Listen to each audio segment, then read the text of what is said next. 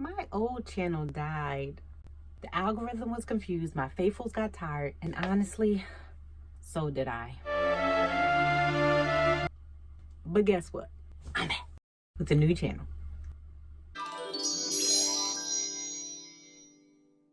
Joy here, aka Trendy Savings, and I'm here to get you and me back on track. In this short video, I'm going to show you how starting a new channel with 0 subs is helping me revive my faith in YouTube, plus grow my business with less than 500 subs.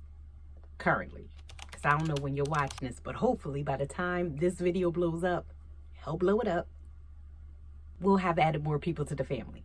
YouTube, in my opinion, and not so arguably by monetization standards, I feel like it's one of the most rewarding social media apps around. But it's also one of the most difficult ones to grow, maintain, and build a community on, unless you're willing to do the work. I don't know why I'm doing this. So that all sounds good, Joy, but what can we expect from this video? New growth strategies based on my past mistakes and current corrections, systems and automations based on the same thing, tools and resources for success. So stay with it, stay committed, because this is about to be one of those videos that you don't want to stop watching halfway through. I'm sprinkling in my tools and resources all throughout the video.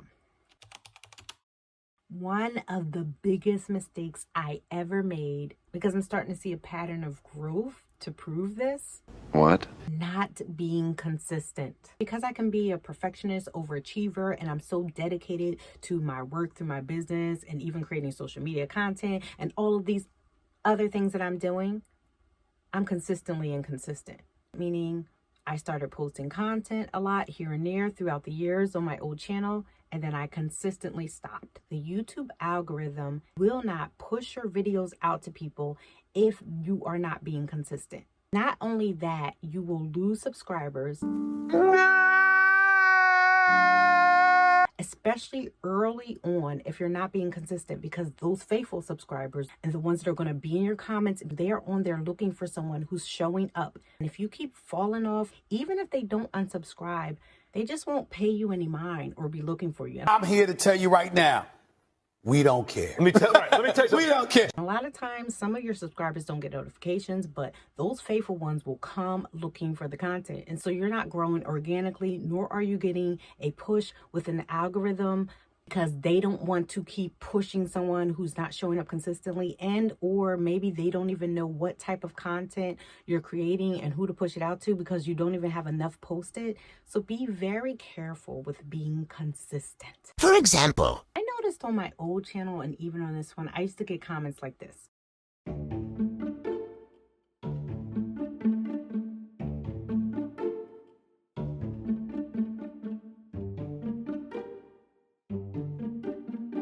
I would get comments about, I love your energy, I love your content. And I would have these like quick major growth spurts, but I was never able to build on that momentum because I had 100,000 other things going on in my business and or other personal issues. I was like, oh, great. Now I have time to sit back, be a perfectionist, create more content. And all I did was drag my feet, start to doubt myself, and not post the content. that was easy. And so those people who were looking for that energy in these great videos were sorely disappointed when they realized they subscribed to a channel where I would go missing for months at a time. My disappointment is immeasurable, and my day is ruined. Not days, not weeks, months. I honestly believe I kept falling off also because the hustle culture plus no systems equals burnout. I just like teaching, helping people, and I love the work that I do. But sometimes I can really stretch myself thin. Ultimately, in my best efforts to do a whole bunch of things, I wind up doing nothing well.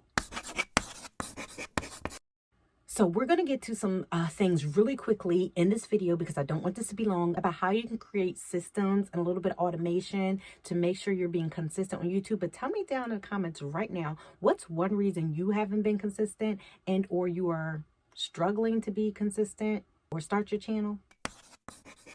Not planning ahead. I don't like where this is going. Planning ahead is key. Literally knowing what videos you're going to post in advance, like a week's worth, is what's going to help with the burnout. Let me know in the comments what you guys would want to go get into more detail about, but I'm not going to go into detail about how to come up with your video titles or things like that. But I do want to tell you that having a planning day is key. We're talking about 3 different days to plan, record, and edit. You can combine some of these days if you don't have 3 days, and you don't need the whole day, but if you don't have 3 days to spread out and do this every week. But I would say if you do this every week for an entire month, you can probably have a month's worth or more of long form, not even just short form, because that takes no time. I can do a whole video on that, but long form content for your channel. Because if you only upload once a week, you can plan out 4 videos for the entire month in 1 week. And in 1 day, record all 4 of those videos, change your outfits. It's all done in the same day. And then you batch edit them another day. Now you are an entire month ahead. Let's go. There's different strokes for different folks, but I'm giving you a system or an idea of how to create a plan. You guys fill in the details. This is just sort of like a skeleton of what you could be doing to actually automate your YouTube channel and save yourself time and burnout. I love editing, but eventually when this channel grows, I really am going to invest in a good editor. I'd rather just show someone what to do with it, because I honestly know it's going to take me much longer to do what somebody who's really good at it, and this is their wheelhouse, their lane, to do. There's always somebody who can do it better. Do you have trouble planning ahead? Drop down in the comments and let me know below. Be honest. Not fully understanding what my audience wanted from me. So it's not that I always didn't fully understand too. It was sometimes I just wanted to create the content that was either easier for me or that I wanted to create, and just totally ignore the content that was already doing well and people were responding to. Come on now, dog.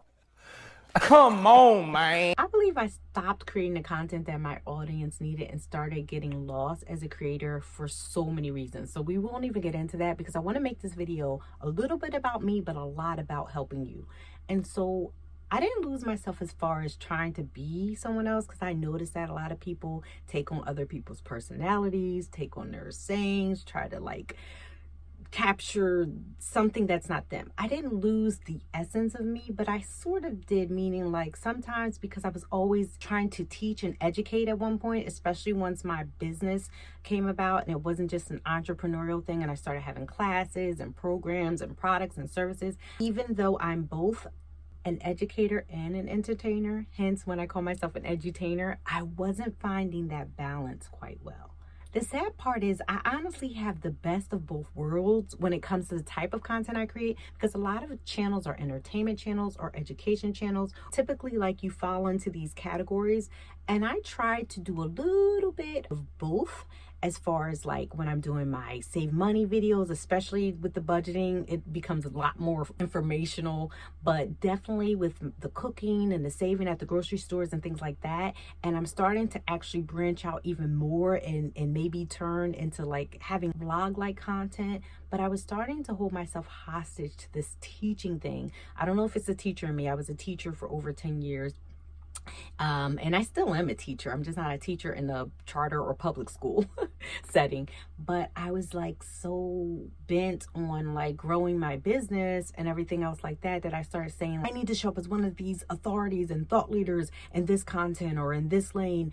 And it was kind of like, yeah, but you're losing your personality and some of yourself, and your content's drying out. Honey, it was Stella that 4-day-old bread on the counter. And that's not me. It's never been me. Then on the other hand, once I kind of started feeling that, and then I went over to TikTok, and I was super late to TikTok. I was super late to that. I was like, cool, because I love to dance and I love to do things. So then I started doing a little too much, like short form content, providing little value, because I saw people were loving my dances, some of my silliness and my quirkiness and my entertainment. And it was just like, well, wait, now you're losing your other value, which is the educational piece. So finding that balance was one of the things I had to work on. So you might want to make sure that when you're starting off, you're very aware of that, and just trying to make sure you are remaining yourself, as well as giving your audience what they want and need, and continuously paying attention to what they're are responding to.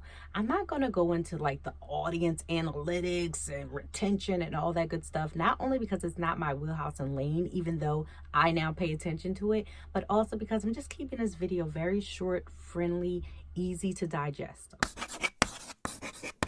One of the last things I want to address, and guys, there were many mistakes I made, and there are many mistakes we're all going to make, but I just wanted to kind of hone in on these because I felt like for me, and hopefully maybe it helps you, these were like very crucial. And this one was one of my weakest points: not creating enough evergreen content. So on my other channel, I started off as the couponing coach. Yes. Well, actually, it was just a couponing channel. And then once I became a couponing coach, maybe 2018, I was doing those weekly in-store videos, which, okay, sales change weekly, couponing, sales deals, everything changes weekly. So like that content is not even going to be viewed again. And or if somebody stumbles upon it, they're going to leave it because it's like, okay, been there, done that. Well, I was teaching them savings tips, and I was teaching grocery shopping tips within that content. That would have been so helpful to people to see that content separate without having to watch a video of me shopping and the sales have expired. So you want to create enough content, evergreen content, that people can come back and watch whether it's 2016 or 2024. One thing I'm doing differently is I'm doing a lot of research, or I did a lot of research in advance, and I'm still working on this, to figure out better titles, thumbnails, and content to draw more people in, and understanding the algorithm, like how my titles affect the algorithm, as well as being consistent with the same type of content. So it doesn't mean I need to post the same exact type of videos or niche down so much that I can't talk about budgeting and saving money on grocery shopping trips, which is mostly what my channel is about right now. But I do want to, in the beginning, create certain types of videos, maybe within one or two categories, to help the algorithm know who to feed my channel to. Because if I'm doing all kinds of videos, which I'm kind of starting to do, I got to be careful, because I have been doing my healing from narcissism as well as my grocery shopping and budgeting. But I'm focused, if you notice on my channel, I'm focused a lot on the grocery shopping and savings, not only because I want to feed that to the algorithm, but it's what you guys are responding to. I noticed that I wanted to really, really go in on the budgeting, and I realized you guys are responding to those grocery savings because people are out here trying to get their life, and inflation and food inflation is real, and it's just a lot. Okay, so you guys are responding to those videos. So I'm going to actually start changing up some of the stuff that I wrote down in my original plan, which had more of a balance with the budgeting, and making it more about that.